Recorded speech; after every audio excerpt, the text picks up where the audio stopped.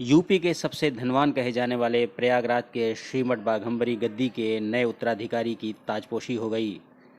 मठ को देश और प्रदेश में हिंदुत्व और राम मंदिर के आंदोलन से जोड़ने वाले अखाड़ा परिषद के पूर्व अध्यक्ष और बाघंबरी गद्दी के महंत नरेंद्र गिरि की संदिग्ध मौत के बाद उनके स्थान पर बैठने वाले नए उत्तराधिकारी की ताजपोशी के इस समारोह में सभी सियासी दलों और हिंदू संगठनों ने दूरियां बना ली। अखाड़ों के पदाधिकारियों और प्रतिनिधियों की मौजूदगी में बलवीर गिरि को मठ की चाबी सौंप दी गई। लंबी जद्दोजहद के बाद आखिरकार यूपी के सबसे धनवान धार्मिक मठ प्रयागराज की श्री बाघंबरी गद्दी के नए उत्तराधिकारी को मठ की चाबी सौंप दी गई। लेकिन इस समारोह से सभी सियासी और प्रशासनिक हस्तियों ने खुद को दूर रखा। हरिद्वार के बिल्केश्वर महादेव मंदिर के दिगंबर संत महंत बलवीर गिरि को मठ बाघंबरी गद्दी के नए उत्तराधिकारी का ताज सौंपा गया है। निरंजनी अखाड़े के आचार्य महामंडलेश्वर स्वामी कैलासानंद ने उनके नाम का ऐलान किया और ऐलान करने के बाद सभी अखाड़ों की मौन सहमति और अखाड़ों की परंपरा के साथ दिवंगत महंत नरेंद्र गिरि की अंतिम इच्छा को देखते हुए बलवीर गिरि को यह जिम्मेदारी सौंप दी गई। मैं अखाड़े का आचार्य हूं, तो मुझे लगता है कि जिस तरीके से बाघंबरी मठ और लेटे हनुमान जी की परंपरा चल रही थी, उसी परंपराओं को लेकर वो आगे बढ़ेंगे।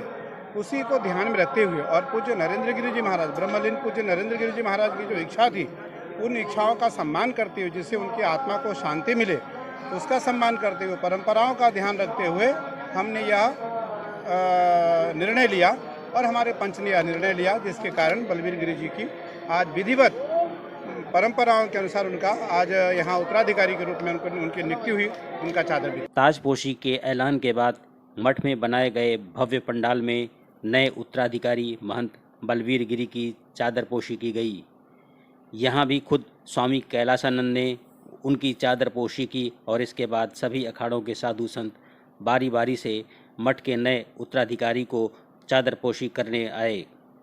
चादरपोशी की रस्म के बाद मठ के नए उत्तराधिकारी बलवीर गिरि ने दिवंगत महंत नरेंद्र गिरि की समाधि पर जाकर माथा टेका और गुरु के अधूरे मिशन को पूरा करने का संकल्प दोहराया। योजनाएं तो मुझे पता है कि यहाँ गुरुदेव किस तरीके से चलाते थे या मठ किस तरह से चलता था, और यहाँ का जिस तरह से पहले चलता था मैं कोशिश करूँगा, मेरा पूरा प्रयत्न रहेगा जो गुरुदेव के मार्गदर्शन में किया हूँ उन्हीं का अनुसरण करके मैं से आगे बढ़ाऊँ।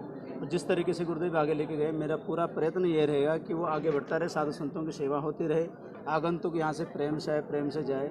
जो मठ की परंपराएं हैं और जो अखाड़े की परंपराएं, उसका मैं सही से निर्वहन कर सकूं, इसके लिए मैं पूरा प्रयत्नशील रहूँगा। और मैं अपने बड़े बुजुर्गों, बड़े सिद्ध संतों से हमेशा आशीर्वाद लेता रहूँगा। अगर किसी तरह कोई त्रुटियाँ भी होती है तो वो मुझे मार्गदर्शन करते रहें कि आप इन चीज़ों में थोड़ा सा कमज़ोर हो रहे हैं, तो इसकी ओर आगे बढ़ने का प्रयत्न करते हैं। अच्छा, इस पूरे आयोजन में सैकड़ों वीआईपी लोगों के साथ 10,000 से अधिक लोगों को न्योता दिया गया था, जिसमें देश के प्रधानमंत्री और उत्तर प्रदेश के मुख्यमंत्री भी शामिल थे। लेकिन पूरे आयोजन पर सभी सियासी पार्टी के नेताओं से लेकर मंत्री तक ने दूरियां बना ली। यहां तक कि हिंदुत्व से जुड़े हिंदूवादी संगठन और वीआईपी नेताओं के अलावा ब्यूरोक्रेट्स भी इस खास आयोजन पर नहीं पहुंचे।